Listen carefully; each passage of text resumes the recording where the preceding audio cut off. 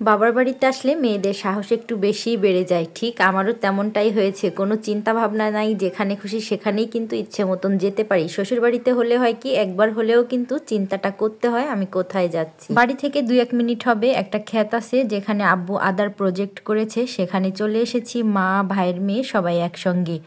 আমাদের এলাকাতে তো মোটামুটি সব জায়গায় জঙ্গল, জঙ্গলের মধ্যে তেমন কিছুই দেখা যায় না। তো এই যে চলে এসেছি আব্বুর আদার প্রজেক্টে, এখানে অনেক আদা গাছ। এই যে যে ছোট ছোট বস্তাগুলো দেখছেন, এর মধ্যেই আদা লাগানো হয়েছিল। আগের বার যখন এসেছিলাম তখনও ছিল, কিন্তু আমি আর এদিক পর্যন্ত আসতে পারিনি। এই বস্তার মধ্যেই লাগিয়েছে, মাশাল্লাহ মোটামুটি হয়েছে। আব্বু গাছপালা লাগাতে খুবই ভালোবাসে, তাই সে 1 মিনিটও চুপচাপ বসে থাকে না, গাছপালা লাগাতেই থাকে। আমরা সবাই তাকে অনেক বেশি রাগারাগি করি, কি প্রয়োজন এত কষ্ট করার এখন, কে শোনে কার কথা। আর এদিকে তো ভাইয়ের মেয়ের একটু ভিডিও করতে গিয়েছি, সে তো তার মতন করে কতগুলো পোজ দিয়ে নিল। কষ্ট করে এই পর্যন্ত যখন এসেই পড়েছি, পাশেই একটা খেতে এই যে ধনিয়া পাতা আরও কয়েক রকমের ছিল সবজি, তার মধ্যে হচ্ছে পালং শাক, মূলা শাক। তো মা ভেবেছিল হয়তো এদিকে অন্য কোনো সবজি পাবো। তো আমাদের এলাকায় তেমন আর কোনো সবজি লাগানো হয় না, সর্বোচ্চ দেখা যায় লাল শাকটা করা হয়। এলাকাতে যারা কৃষক আছেন তারা এই সবজিগুলোই বেশি রোপণ করে থাকে। এর মধ্যে ফুলকপি, পাতাকপি এগুলো কিন্তু একদমই এদিকে বোনা হয় না, কেন জানি না, হয়তো সবাই বোনে না এর জন্য। তো আমরা এখান থেকে কিছু ধনিয়া পাতা নিয়ে যাব। মা বলল এত কষ্ট করে যখন এসেছি এখান থেকে কিছু সবজি নিয়ে যাব। তো ওদের ভুঁই থেকে কিছু এই ধনিয়া পাতা নিয়ে নিব। আরও হচ্ছে আমি আবার কিছু বেলে শাক তুলে নিলাম।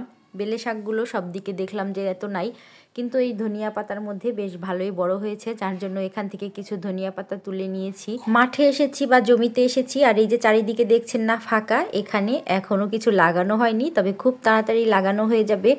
এই যে যে সবুজ ক্ষেতগুলো দেখা যাচ্ছে, এর মধ্যে হচ্ছে পেঁয়াজের চারা দেয়া, যেটাকে হালি বলা হয় আমাদের গ্রামে। এই পেঁয়াজের চারাগুলো আর একটু বড় হলে যে খালি জমিগুলো দেখছেন না, এখানে লাগানো হবে। আমাদের এলাকা কিন্তু পেঁয়াজের জন্য অনেক বেশি বিখ্যাত। তো এরই মধ্যে মোটামুটি আমাদের সব কাজই শেষ। ফেরার সময় কিছু মূলা নিয়ে যাব, কিছুই একেবারে নিব না, সেটা কি করে হয়। তো বাড়িতে এসে এই যে মা যে বেলে শাকগুলো আমরা তুলেছিলাম সেগুলোই বেছে নিচ্ছে। মাঠে গিয়েছিলাম বিকালবেলা, সেখান থেকে এসেই মা শাকগুলো বেছে রেখেছে পরের দিন যাতে রান্না করতে সুবিধা হয়। আসার সময় ভাইয়ের মেয়ের তো কিছু কিনতে হবে, না খেলে হবে না, সেগুলো নিয়েই এখানে খেলা চলতেছে, খাওয়া চলতেছে। মোটামুটি বলতে পারেন বিকালের একটা আড্ডা, যেখানে বসে এই শীতের সন্ধেবেলা গল্প চলতেছে আবার কাজও হচ্ছে, যেটা সব পরিবারেই হয়ে থাকে। তো মোটামুটি পরের দিন এই তো মা রান্নাবান্না বসিয়ে দিয়েছে। এখানে যে শাকগুলো এনেছিল সেই শাকগুলোই কেটে ধুয়ে একটু কাঁচামরিচ পেঁয়াজ দিয়ে বসিয়ে দিয়েছে, কিছুটা লবণ দিয়ে। মায়ের তো অনেকগুলা চুলা, আমি যে মাকে কি পরিমাণ বিরক্ত করি, মাকেই তো এই বিরক্তটা করা যায়, তাছাড়া আর কাকে করা যায় বলুন তো। এখানে একটা চুলা, ওখানে একটা চুলা, আমিই বানাতে বলি, আর এক এক সময় এক এক জায়গায় রান্নার জন্য আবদার ধরি। আসলে এই অভ্যাসটা আমার ছোটোবেলা থেকেই। ছোটোবেলায় তো প্রচুর পরিমাণে পিকনিক করতাম, আর মাও বেশ চুলা বানাতে ভালোবাসতো। ছোট চুলায় যে কত রকমের থাকতো, বড় ছোট মেজো, যেই চুলাগুলো আমার এখনও রয়েছে। মা তো এখনও আমাকে প্রতি বছর চুলা বানিয়ে দেয়।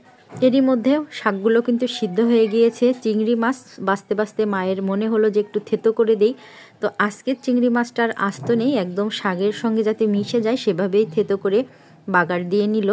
আর এখন বাকি রয়েছে পুঁই শাক রান্না, পুঁই শাকের ফল আর পাতা, তার মধ্যে কিছু দিয়েছে মূলা আর সিম। মূলা সিম আগে কষিয়ে নিয়েছে, এরও মধ্যে কিন্তু রয়েছে চিংড়ি মাছ, কিছু টাকি মাছ দিবে, টাকি মাছগুলো কষিয়ে নামিয়ে রেখে পরে আবার চিংড়ি মাছগুলো দিয়ে নিয়েছে। শাক যখন হাফ সিদ্ধ হয়ে আসবে তখন টাকি মাছ দিয়ে দিবে। তো একে একেই তো সব রান্না হয়ে গেল। মাংস রান্না বাকি ছিল, সেটাও হয়ে গেল।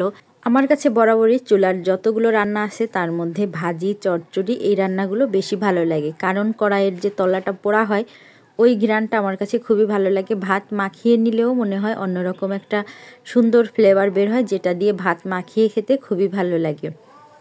খাবার তো এমনিতেই পছন্দের খাবার বলে কোনো কথাই নেই, আর খাবারগুলো অনেক স্বাদের হয়েছে, আলহামদুলিল্লাহ অনেক বেশি মজার হয়েছে। আজ এই পর্যন্তই, পরবর্তী নতুন ভিডিওতে কথা হবে। সবাই ভালো থাকবেন, সুস্থ থাকবেন, আল্লাহ হাফেজ।